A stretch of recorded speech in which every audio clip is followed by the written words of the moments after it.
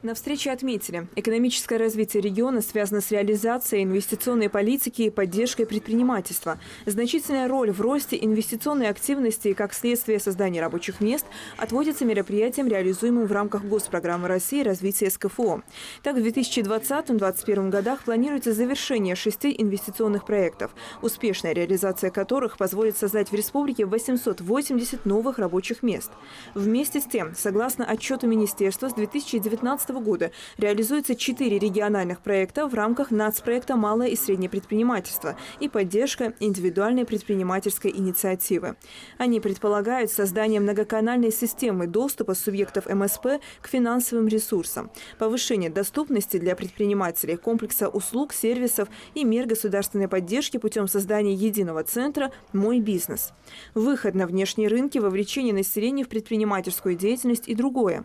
Так, по итогам реализации регионального проекта «Популяризация предпринимательства» к 2024 году в сферу малого и среднего бизнеса ожидается вовлечь более 1890 физических лиц.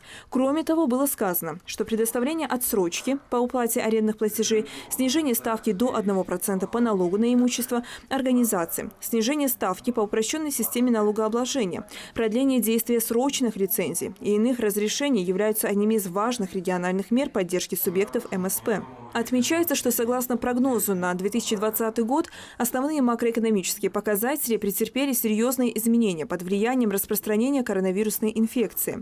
Ожидается снижение валового регионального продукта к оценке 2019 года на 3,9%. В первую очередь это коснулось деятельности воздушного и сухопутного транспорта, розничной торговли, обрабатывающих производств, частично сельского хозяйства и строительства. Индекс промышленного производства составит 103,3%.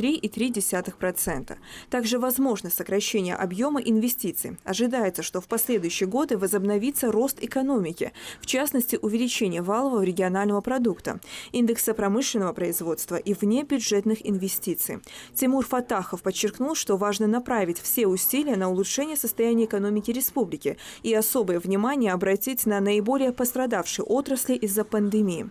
Зампред поручил представить предложения по улучшению прогнозируемых показателей социально-экономического развития.